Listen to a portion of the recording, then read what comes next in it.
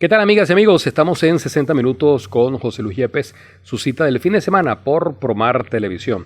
Hoy, como en cada edición, vamos a tener la oportunidad de conocer más acerca de la personalidad de un referente en un área, bueno, en el caso del invitado de hoy, en varias áreas del quehacer humano se ha destacado, y vamos a ir un poco pasando esas páginas y conociendo más acerca de él. Le damos las gracias a nuestro invitado de hoy, el doctor Marco Tulio Mendoza Dávila. Estamos de hecho en su casa y a partir de este momento vamos a conocer un poco más sobre su vida. Bienvenido al espacio, doctor Marco Tulio.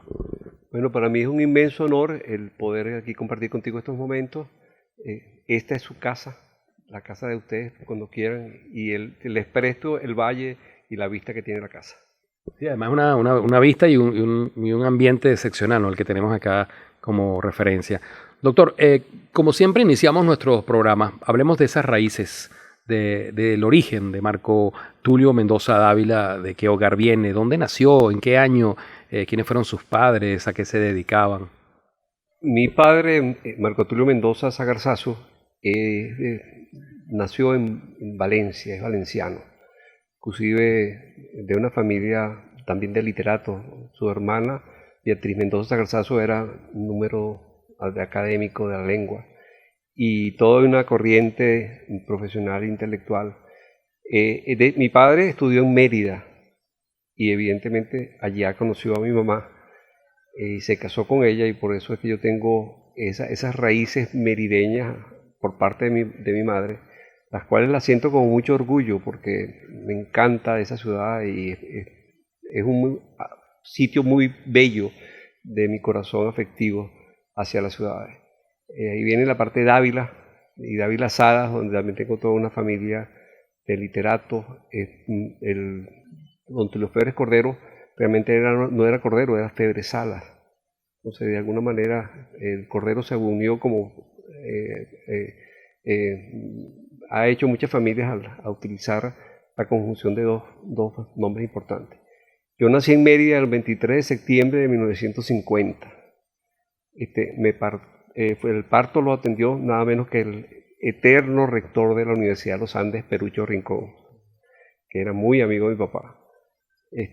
Y esa relación, yo estuve prácticamente un año en Mérida porque mi padre se traslada a Caracas, perseguido en ese momento por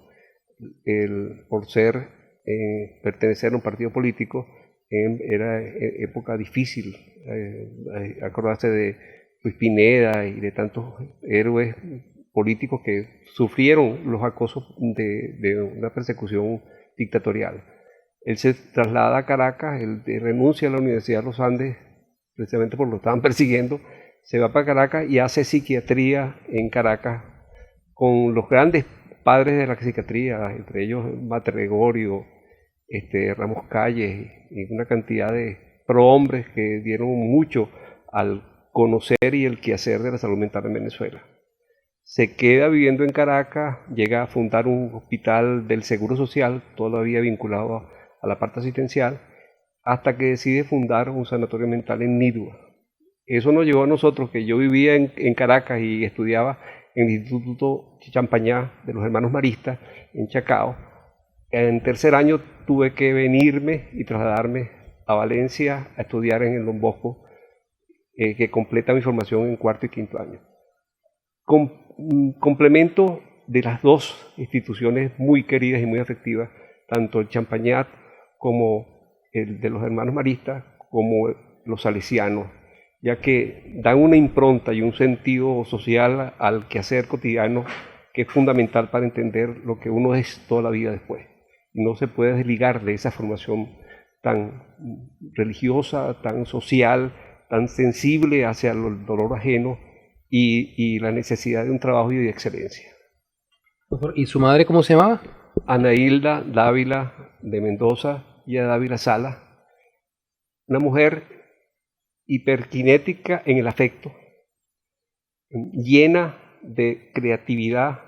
Ella pintora, orfebre, hacedora, todo donde se metía mi mamá hacía bello, hasta sus 6 hijos que tuvo, 7 prácticamente,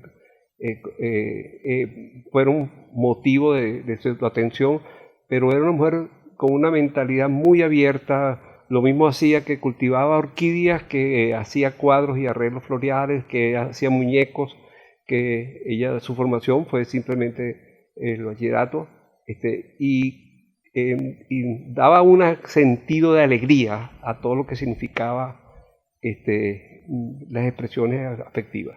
De hecho, yo alguna vez la definí como el amor hecho movimiento.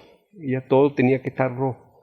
Y de hecho era el centro obligatorio para nosotros. Un desayuno en mi casa en Nirgua, cuando ya estábamos un poquito crecidos, eran 70 personas. Entre mis 7 hermanos, todos éramos 7, más los nietos y para los tíos y los amigos. O sea, y ese era ella, el centro de atención de todos ellos, aparte de la visión paterna, que era el hombre intelectual, el hombre sabio, el hombre afectivo inmensamente, lleno de querencias con los demás, servidor permanentemente para resolver los problemas de los demás. En Nirgua llegó a ser prácticamente un punto de referencia para las grandes decisiones de lo que tenía que hacerse. Y de hecho, él lo que se trajo de Caracas fue el conjunto de relaciones que permitieron desarrollar proyectos muy concretos en Nirgua y llevar a Nirgua a un nivel de relaciones públicas muchísimo mayor que hasta ese momento se tenía. Me decía que fueron 7 hermanos. ¿Cuántos varones, cuántas hembras? ¿Usted qué número era allí en toda esa gran cantidad de hermanos? Yo soy el segundo. Mi hermano mayor murió, el único de los hermanos que ha fallecido. Tenemos 4 varones y 3 hembras. De hecho, el desarrollo posterior de todos ellos fueron para las universidades, todos se graduaron, y en esta dispersión general que hay de familia, unos han tenido que salir, muchos de ellos todavía siguen vinculados al quehacer de ese pueblo llamado Nirgua, un pueblo por demás interesante desde el punto de vista histórico. Fue capital de cantón. Nirgua llegó a ser más importante que Barquisimeto. De hecho, Nirgua fue fundada como 8 o 10 veces por las huestes que destruían indígenas, que destruían su sitio de fundación, pero sitios como Uría y las minas de oro de Uría explican por qué en Nirgua, y eso lo sabe poca gente, hay un castillo, una guarnición que tiene como 2 cuadras de largo o sea que hay una ciudadela, y los españoles la consideraban un bastión importante para explicar y justificar todo lo que eran las siembras de ciudades en el centro. Algún día, bueno, hay muchas cosas escritas sobre Nirgua, desde el himno del árbol, que lo hizo un nirgüeño, hasta entender por qué el estado Yaracuy le cambia a Carabobo Puerto Cabello por Nirgua. O sea, Puerto Cabello pertenecía a Yaracuy y Nirgua lo cede el Carabobo para quedarse con Puerto Cabello. Doctor, ¿y qué recuerda de esa infancia? ¿Cuáles eran los juegos que usted le hacían disfrutar? Y también si recuerda en particular a algún maestro o maestra de esa primaria. Mira, mi historia escolar es muy simpática. Mi hermano, cuando lo fueron a buscar por primera vez el transporte que lo iba a llevar para el colegio, yo me amarré, y eso sí me acuerdo, de la rueda delante, y a mí, yo me voy con mi hermano, yo no puedo dejar de ser mi hermano. Una necesidad no entendía por qué me estaban separando de mi hermano mayor. Bueno, llegó un momento que el padre que estaba ahí dijo, déjalo que yo lo cuido, móntelo en el autobús. Y decía usted que yo me portaba mejor que mi hermano y era más rendidor que mi hermano, entonces prácticamente nos hicieron juntos en la escolaridad, y yo con él fui pegado todo el tiempo. Yo me acuerdo de la etapa del Champañá, era José Mayú, que era un presbítero, hermano marista, con una dulzura y con un cariño afectivo hacia los alumnos, con una incitación permanente a la creatividad. Yo fácilmente me incorporaba a todas las grandes decisiones culturales del colegio, y como era uno de los más pequeños, porque yo iba adelantado en mi grado, me tomaban como modelo para decir el Día de las Madres, ¿quién va a decir la poesía? Marco Tulio Paz del Arte. Pertenecía a los movimientos religiosos de esa época, fui presidente de la curia de la Legión de María, y bueno, mi vida prácticamente, yo iba invocado, yo he podido terminar fácilmente siendo un hermano de marista, y de hecho me fueron a hablar con mi papá para que me mandaran para España para meterme en ese lado de la corriente religiosa. Le agradezco que mi papá haya dicho que no, porque me ha permitido ampliar mucho más el mundo como lo veo hoy en día. Bien, vamos a hacer una pausa en esta historia que hoy estamos contando del doctor Marco Tulio Mendoza, así que no se aparten de nuestra sintonía. Esto es 60 Minutos con José Luis Yepes.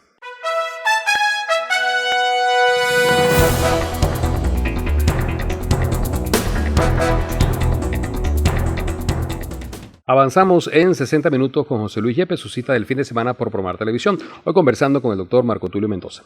Habíamos conversado en esta primera parte sobre los inicios, sobre la primaria, y bueno, llega el sexto grado y con él el tema del bachillerato. ¿Qué ocurre en esos momentos y en esos años en la vida del doctor Marco Tulio? Cuando mi padre se muda para Nirgua, evidentemente nos trae de Caracas, y hice el cuarto y quinto año de bachillerato en el Don Bosco de Valencia, con la impronta de ser un alumno salesiano, que también con una formación religiosa y con una formación social muy, muy marcada. De hecho, nosotros asistíamos a todas las actividades de los barrios de Valencia en ese tiempo como trabajo para sensibilizarnos, para ver lo que estaba pasando en la pobreza marginal. De María Auxiliadora, que era nuestra patrona, pasar después, ya terminado el bachillerato, a venirme a Barquisimeto y comenzar a estudiar en la Universidad Centro Occidental, en aquella época era la URCO. El CEDES estaba pasando a ser la categoría fundamental de universidad inicial. Yo pertenezco a la séptima promoción de médicos de la UCLA, y prácticamente es la experiencia formativa fundamental. Nuestra escuela de medicina en aquella época, que hoy es el Decanato de Ciencias de la Salud, nació con una vinculación social muy importante, y para mí era meterme dentro de las aguas que habían cultivado toda mi infancia. La escuela de medicina nació sirviendo a los barrios, haciendo trabajos sociales en las diferentes, y es una de las cosas que la caracteriza y la destaca. Nosotros nos adelantamos curricularmente a lo que era esa necesidad de ir hacia las comunidades. De hecho, me graduó de médico, estoy un año en Salón, tal vez el año más bello de mi vida, porque me cogí el pueblo para mí. O sea, como médico, el poder hacer mis consultas todo el día, y a las 4 tenía una yegua, la montaba, me ponía la silla y me iba a vacunar niños por donde los encontrara. A mí me tenían miedo los niñitos que me veían, ¡ay, el doctor loco va a vacunarnos! Y se escondían los muchachos que no asistían a la medicatura.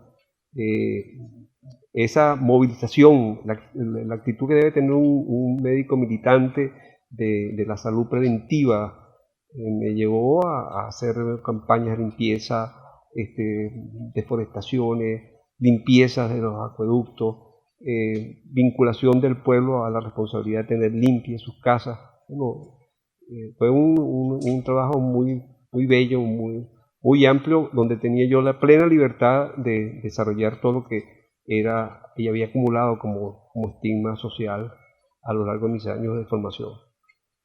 No por mera casualidad, y lo digo con la vanidad lógica, ese año la Federación Médica dio un premio en Yaracuy al mejor médico rural, y me lo dieron a mí por el trabajo presentado, por la efectividad de la vacunación, por las campañas de limpieza que había desarrollado. ¿Cuál no fue la primera vez que usted tuvo en mente estudiar lo que posteriormente será su carrera? Mira, Yo posiblemente hubiera terminado también siendo veterinario o algo vinculado a los animales pero tenía un padre psiquiatra y un padre cariñoso, sumamente hábil desde el punto de vista de orientar los caminos y de definir. Es difícil. Yo creo que la decisión final la tomé con mucha influencia de mi padre, que quería que yo estudiara medicina. De hecho, llevo el mismo nombre de él. Después terminé psiquiatría igual que él y es difícil desligar esa presencia, aunque yo estaba claro de que era mi vida y no la vida de él. De hecho, las veces que alguna vez tuvimos algún tipo de diferencia era precisamente porque él entendió que yo tenía caminos que tenía que desarrollar en mi mundo diferente al que le había tocado. Siempre era muy orgulloso de todos sus hijos se graduaron de la universidad y fue dichoso el tener antecedores con un estigma tan grande y que tú hayas podido ver a la vuelta de los años que tu camino fue diferente, hiciste tu propio camino y que lograste desarrollar eso que tenías en el corazón que tenías que desarrollar, era servir.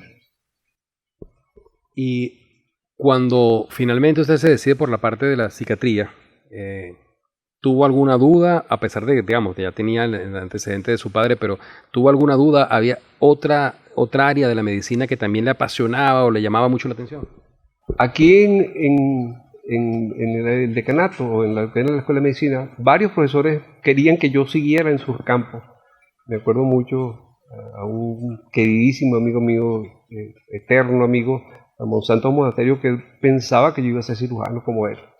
Y lo mismo pasaba con varios de los profesores. El doctor Moroquedes pensaba que yo iba a ser internista, porque yo discutía con él los casos de electrocardiograma y decía, bueno, ¿y dónde aprendiste tú eso? Eso no había llegado a Barquisimeto, porque yo me formaba con un tío mío que iba a trabajar en NIRWA y me enseñó, me adelantó lo que era la parte del manejo de la electrocardiografía.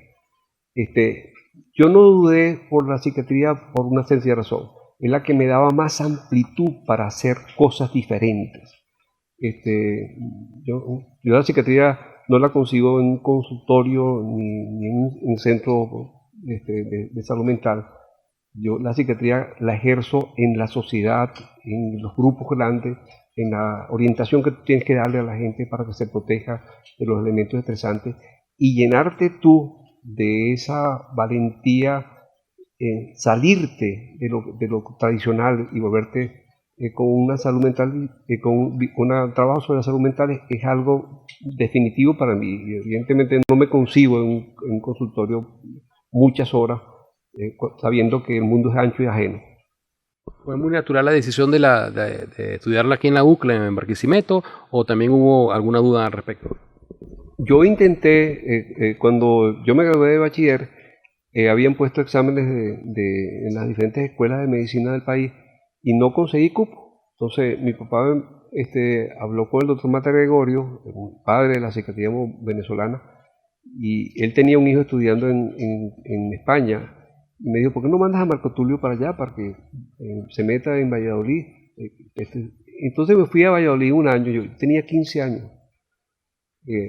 Te sueltan de un pueblo y te sueltan con $100, que es lo que le mandaban a uno para que uno viviera allá,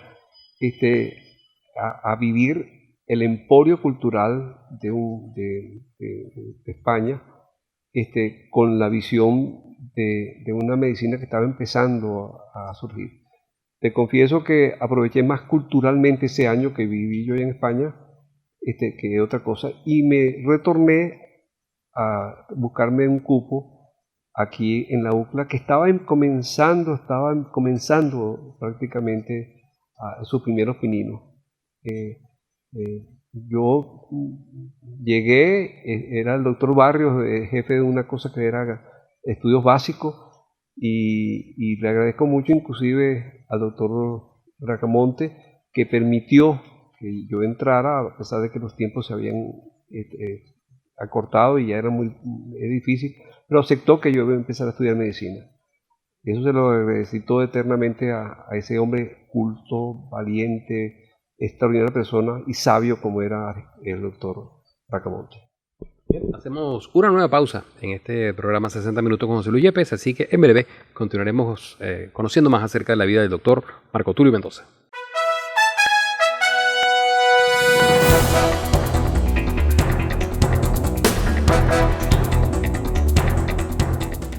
Estamos en 60 Minutos con José Luis Yepes por Promar Televisión, hoy conversando con el doctor Marco Tulio Mendoza. Doctor Marco Tulio, entonces habíamos hablado de cómo se decidió por la medicina, por qué la UCLA, luego psiquiatría, y entiendo que en esa vida universitaria pues surgen también muchas anécdotas, muchas vivencias, de las cuales usted nos ha hablado también el tema que desarrolló en una comunidad y todo lo demás. Nos gustaría que pudiera ampliar en ese sentido y además también porque tengo entendido que ya en esos mismos años ya de universidad pues también creo que Cupido hizo lo suyo, ¿no? Sí, yo me casé faltando 2 meses para graduarme de médico con Lourdes Mariela Montilva de Mendoza. Por cierto, lo tengo que decir con mucho orgullo, una persona que brillante, fue la mejor alumna de la promoción. Y de alguna manera en todo este tiempo hemos podido desarrollar ambos dos en el área de nuestra competencia sin ningún tipo de impedimento. Creo que hemos consolidado un matrimonio que tiene 3 joyas que son nuestros hijos, una pila de nietos que están también echando broma por allí. Y creo que dentro de lo que significa la estabilidad emocional y afectiva, el hogar es fundamental, porque eso te permite tener la base sustantiva de lo que significa tu acción social. El hecho de irnos inmediatamente después de graduado al medio rural, ella lo hizo en Midway, yo lo hice en un pueblito llamado Salón, que queda a unos 10-12 kilómetros de Nirgua. Coincidencialmente, la patrona de Salón es la Divina Pastora. De hecho, hay en esa iglesia una imagen, que es la imagen sevillana de la Divina Pastora, que es impresionantemente bella. No tiene nada que envidiar con la que trajeron para la Coromoto aquí. Nos encontramos con la Divina Pastora metida en el medio también de nuestro quehacer. Terminado ese primer año de médico, nos vamos para Caracas. Ella hace nutrición humana, un posgrado, y yo me dedico a la parte de psiquiatría con una persona fundamental en mi formación, que era el doctor Jesús Mate Gregorio, quien era un humanista, realmente un hombre que manejaba varios idiomas, que tenía la enciclopedia más grande de revistas publicadas en Venezuela. Inclusive había alquilado una casa en Quito para tener su biblioteca, donde tenía textos originales de diferentes partes del mundo. Una persona que nos daba una visión de la psiquiatría diferente, llena de la cultura por todos lados. El editor de la revista de nuestra psiquiatría era nada menos que Aquiles Nazoa. Y nuestro posgrado estaba lleno permanentemente de literatos intelectuales que venían a nutrirnos a nosotros, a comprender lo que era el ser humano bueno, sano mentalmente, para comprender mejor el patológico. Después del posgrado de psiquiatría me devolví para mi región. A mí me ofrecieron quedarme en la central como profesor y yo dije no, yo vine prestado para Caracas porque yo tengo muchas cosas que hacer en Barquisimeto. De hecho, mi vinculación, y había puesto como meta entrar en la universidad. Fundamentalmente, mi visión era universitaria y porque había vivido y sentido en carne propia lo que significa esa vivencia universitaria. Esa impronta me llevó a entrar en el 1980 a la UCLA, de la cual no he podido salir. Después de jubilado he trabajado más y más intensa, de forma como si lo había hecho cuando era activo. Ese paseo por la universidad es sentir la necesidad de comunicar, de crear, de fomentar, de formar valores dentro de nuestros alumnos, que es tan importante como el mayor conocimiento técnico que tú tengas de la última pastilla o del último aparato. En ese sentido, yo considero que nuestro decanato hoy en día es un modelo en Venezuela. Y no por mera casualidad, a lo largo de todos estos años, los presidentes de la Asociación Venezolana de Escuelas de Medicina siempre han sido de la UCLA. O sea, son los que de alguna manera, todos los que han sido presidentes de ABEFAN, el 80% han sido directores del decanato de medicina. Eso te habla a ti del respeto que tienen los demás decanos en Venezuela y de los panoramas tan prometedor que llevaba nuestro decanato con todas las innovaciones que se estaban haciendo. De la vida dentro de la medicina, bueno, profesor desde Historia de la Medicina, profesor de la parte de Bioética y Odontología, profesor de Psicopatología, creador después de 2 posgrados, Higiene Mental de Desarrollo Infantil y Psiquiatría Infantil, que fueron semi-a-distancia, fueron innovadores en Latinoamérica. Lo hicimos con la doctora Milena Sardi de Seller, la gran maestra mía en Caracas, y todos fueron innovaciones de lo que nos adelantamos un poco a lo que está pasando. Nosotros nos adelantamos hace 20 años en crear posgrados semipresenciales, donde se demandaban al individuo a ejercitarse lo que se le enseñaba en la sociedad, que volviera con la experiencia y discutir estas experiencias. Ha sido muy provechoso esa parte académica, siempre ligado a la extensión y a la cultura. De hecho, fui director de cultura de la Escuela de Medicina, director de extensión de la Escuela de Medicina, después fue jefe de departamento, jefe de servicio. Administrativamente me pasé por prácticamente todos los cargos que se puede uno pasear hasta llegar a ser decano de medicina. Ahí la naturaleza me puso un freno. Estando decano, yo en el segundo año de decanato, me hacen un examen y me encuentran un cáncer de colon, con ciertas dificultades. Bueno, me sometí este último año de mi decanato a todo lo que significa la radioterapia, la quimioterapia, convencido de que tenía muchas cosas que hacer todavía y enfrentado a la realidad que me estaba aconteciendo. Al salir del decanato, mis amigos me dijeron: mira, tú te lo buscaste, te metiste en problemas, te fuiste demasiado ambicioso con todo el trabajo que estabas haciendo. Entonces me acuerdo mucho que José Betelmi, que era el rector en ese momento, me dice: Marcos Tulio, tú no te puedes ir a la universidad, tú no puedes vivir sin la universidad. Vete para la dirección de cultura, a ti te gusta la música, te gusta el teatro, acércate por allí y decídete a hacer algunas cosas. Bueno, es imposible pedirle a una persona que tiene como elemento fundamental la pasión que se quede tranquilo. De cabeza nos metimos en la dirección de cultura. La dirección de cultura se la recibí de las manos de nuestro gran Chueco Riera, Rodrigo Riera, mi amigo personal de tantos años, y se quiso hacer una labor diferente en lo físico, en lo programático, en lo cultural. Por ahí se han paseado los mejores pintores, los mejores escultores, se hicieron 150 programas de televisión, se compraron 2 casas para la actividad cultural, se adquirió la Mavare como patrimonio fundamental de la UCLA para que quede para la eternidad dentro de lo que es la protección institucional. Se corría el riesgo en esos años de que se perdiera, eso que forma parte de nuestro acervo cultural, musical, ¿no? Estaba perdida completamente. Tocaba una vez al año y a diferentes momentos, porque cuando venía la Virgen, la única forma que tocara la Mavare, se compró la Mavare, negociamos la Mavare comprando una casa a los Lucena, pero para que nos daran la casa, nos daran todos los derechos que tenía sobre la Mavare, y bueno, y se salvó ese patrimonio que debía haber sido la profunda escuela de música popular venezolana.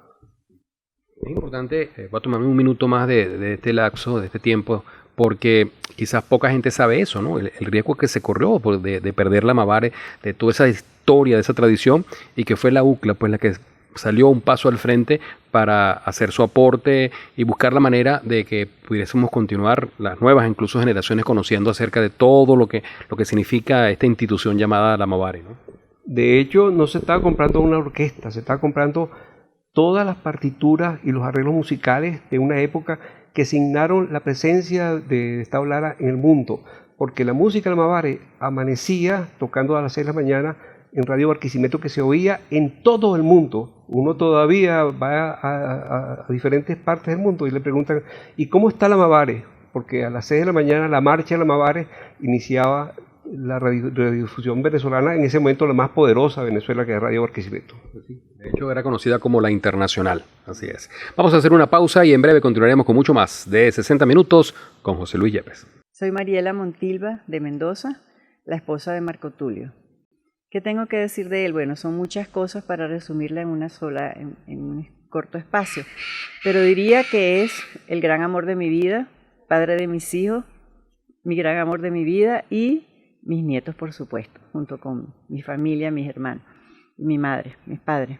Bueno, Marco Tulio ha significado muchísimo para mí, en mi vida, en la vida de nuestra familia. Es una persona admirable, muy inteligente, muy sensible, muy dedicado a su profesión, a las personas que lo necesitan.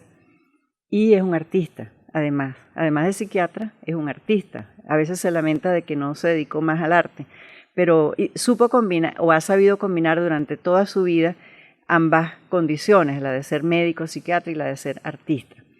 Gran apoyo para mí en todo momento, en las circunstancias difíciles, en las circunstancias más fáciles, en todo momento que lo he solicitado.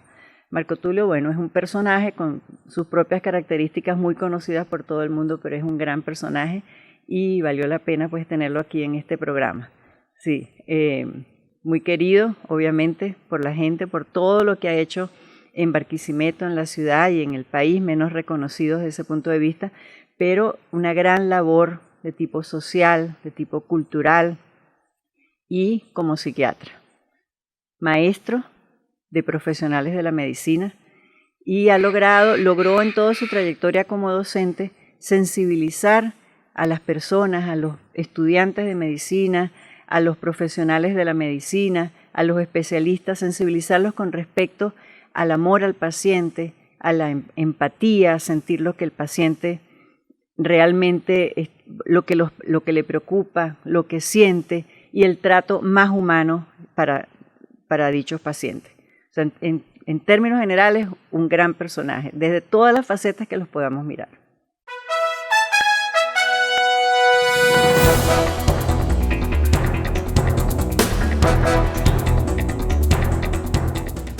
Estamos en 60 minutos con José Luis Yepes por Promar Televisión, hoy conversando con el doctor Marco Tulio Mendoza. Doctor, estamos hablando de esos aportes que se hicieron desde la Dirección de Cultura de la UCLA. Hablamos ya en la parte final del segmento anterior sobre la adquisición de los derechos y del nombre de la Mavare, pero la gestión en esa Dirección de Cultura va mucho más allá. También hay otros interesantes legados que quedan de esa gestión. Bueno, la presencia de la universidad en toda Venezuela fue fundamental. Nosotros hicimos una cantidad de discos que aproximadamente alcanzaban a 80 en esos 8 años que yo estuve en la dirección, que forman un patrimonio audiovisual, porque muchos de ellos se llevaron también a videoclip. Y se paseó la UCLA, por ejemplo, con el tamunangue y la orquesta por toda Venezuela, por las mejores auditorios de Venezuela sintieron a la presencia de la universidad. De hecho, el aula magna de la Universidad Central de Venezuela, el aula magna de los Andes, el aula magna de Zulia, el aula magna de Oriente. La vinculación con las instituciones culturales es vital también. Una universidad que forme parte, por ejemplo, de Fundamuseo, en aquella parte de Fundacultura. Yo fui 2 veces miembro del directorio de Fundacultura, 2 veces miembro de Fundamuseo. Permitía revisarse permanentemente, hacer en conjunto cosas, la vinculación con el Ateneo hasta el punto de ser promotores en la creación de ciertos Ateneos en diferentes sitios. El formar, darle un elemento vital a lo que fue después el desarrollo de Canato Humanidades, porque a la hora de aprobación de los proyectos de nuevas carreras y de nuevos decanatos, evidentemente la participación de la Dirección de Cultura era vital. Hay que hacer notar que los rectores respetaban muchísimo la Dirección de Cultura. Bueno, habían sido mis compañeros cuando yo era decano de medicina en el Consejo Universitario, y yo sé cómo se batía las decisiones, y eso me daba una cierta ventaja estratégica a la hora de hacer planteamientos, porque plantearle a un consejo universitario que se va a comprar una orquesta en un momento de crisis económica era como, bueno, terminó no entendiendo. Todo lo contrario, cuando se les explicó lo que estábamos haciendo por el rescate de estos símbolos fundamentales, estábamos adquiriendo un derecho eterno de ser la voz cantante y la música cantante de una región con los mejores compositores. Cines, teatros, tratamos de llegar con los cineforos a los barrios, fortalecimos los grupos culturales, tanto de golpes y golperos, hasta tener como parte viva la Orquesta Sinfónica de Tablara, que cada 15 días tocaba en Ambrosio Oropesa como sede fundamental de ellos en su explayada composición y desarrollo de música y de invitados especiales. Nos dimos el lujo de que pasaran por nuestro Ambrosio Oropesa figuras como Virginio Rubiá, como maestros del violín, maestros del piano, maestros del canto, empezando por Aquiles Machado, y que le dieron y conformaron una vida cultural diferente a la universidad, que hasta ese momento, por muchas limitantes que había, no se habían desarrollado. Yo creo que la edición de libros, nosotros damos como 15 libros en un momento también que era difícil, y hay libros testimoniales fundamentales. Uno, por ejemplo, el de la historia, la verdadera historia de la Divina Pastora, de dos investigadoras del IBIC, es vital y queda como punto de partida. En lo personal yo me siento muy satisfecho por todo lo que se hizo en cultura. Es más, uno se puede desligar porque uno sale del cargo, pero sigue de hecho viviendo esa actividad extensionista de lo que es la universidad. Yo formo parte de varias agrupaciones culturales, soy cofundador de Pandillaz, soy vicepresidente actualmente de la fundación de Pandillaz, y como eso estoy también participando en lo que es la celebración de Cadoteño y Metajada en sus 40 años. Estoy vinculado a la creación del Ateneo del Oeste con la familia Furiati, el Ateneo que yo propuse que se hiciera, y lo estamos llevando a cabo en Biotel. Lo cierto es que lo importante que lo mantenga uno vivo es precisamente la necesidad de sentirse útil. De hecho, está en la Fundación Amigos de la UCLA. Estoy en la fundación, soy presidente actualmente de la Fundación Amigos de la UCLA, para buscar recursos para seguirle inyectando a la universidad en un momento que el valor estratégico de la universidad es fundamental, porque significa que volvimos hasta hace 50 años, donde Barquisimeto no tenía, se había acabado el Instituto de Educación Superior, que estaba precisamente en el Tocuyo de primera categoría, lo pasaron para la casa, lo que es hoy la Casa Bonita, y ahí había muerto la universidad.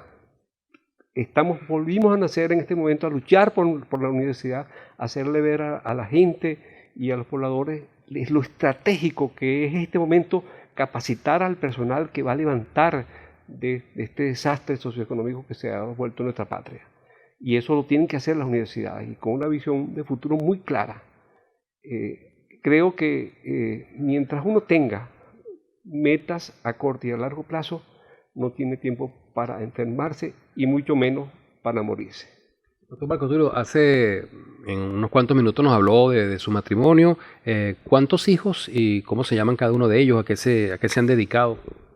Yo tengo 3 hijos. Marco Antonio Mendoza Montilva es gastroenterólogo, está actualmente en Chile. El segundo, Daniel Jesús Mendoza, él se graduó en el Politécnico, hizo su maestría, y está dedicado en sus labores actualmente aquí en Barquisimeto. Y bueno, y los ojos de mi corazón, que es Ana Carolina Mendoza Montilva, que está en Chile, viviendo en Chile, con su niño y con su esposo. De hecho, evidentemente, ella se graduó en la Universidad Metropolitana en una carrera bellísima que se llama, es una mezcla de filosofía con gerencia, que se llaman estudios liberales. Es una carrera que a mí me hubiera gustado muchísimo haber desarrollado y posiblemente la idea de desarrollar en alguna otra vida si me toca. Difícil preguntarle a alguien tan polifacético como usted qué le gusta hacer en sus ratos libres, cuál es su hobby preferido. Bueno, seguir editando material, tengo muchísimo material que he filmado. Yo creo que tú estás haciendo algo fundamental, que estás guardando para la eternidad la historia de la gente y la historia de las instituciones. Yo entendí eso muy temprano y no por mera casualidad se hicieron más de 100 programas de televisión, pero tengo material como para unos 100 programas más. Y lo peor es que sigo filmando, entonces hay un compromiso de lo que uno va dejando atrás y lo que uno no termina. Con todas las limitaciones que uno pueda tener, hay que ver lo que significa que uno se meta en YouTube y esté viendo un Alfredo Sader jovencito, con unos colores desasidos, deshechos, pero con una presencia. El dejar constancia de vida tiene que ser audiovisual. Justo a razón decía Cotepa Delgado, que escribe que algo queda. Aquí es filma y graba que algo va a quedar para la eternidad.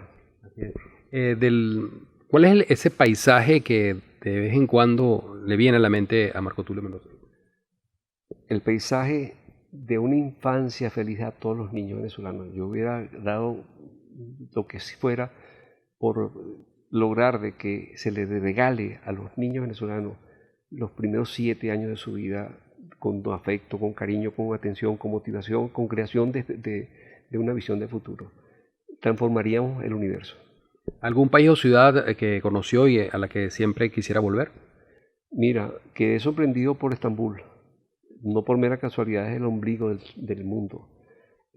Pero yo me arraigo que más allá de lo que tú puedes aprender y encontrar la simbiosis cultural que puede haber en una ciudad como esa, evidentemente no cambiaría a Mérida ni a Barquisimeto por ningún otro. Le voy a mencionar, como me queda ya apenas unos segundos, algunas frases o palabras y usted me dice lo primero que le viene a la mente con 1 o 2 palabras máximo. Mariela Montilva. Amor. Familia. Entereza. Barquisimeto. Ciudad bella. Psiquiatría. Servicio a los demás. ¿Cómo le gustaría ser recordado a Marco Tulio Mendoza? Como un médico que quiso amar el arte y ser un artista y que dio su vida por los demás. Bueno, Marco Tulio, agradecido por habernos abierto las puertas de su casa y conocer más acerca de su vida. Obviamente 60 minutos no alcanzan para una vida con tanta trayectoria y tantos frutos, ¿no? en distintos ámbitos, como ustedes lo han podido ver en estas pinceladas que hemos tocado en este espacio. Pero obviamente siempre será un honor conversar con usted. Muchas gracias a ti y a tu equipo, y estas son las puertas y la casa de ustedes. Muchas gracias. Y en la cámara y la producción de la licenciada Oriana Hernández les habló José Luis Yepes. Será hasta un próximo 60 minutos con José Luis Yepes por Promar Televisión.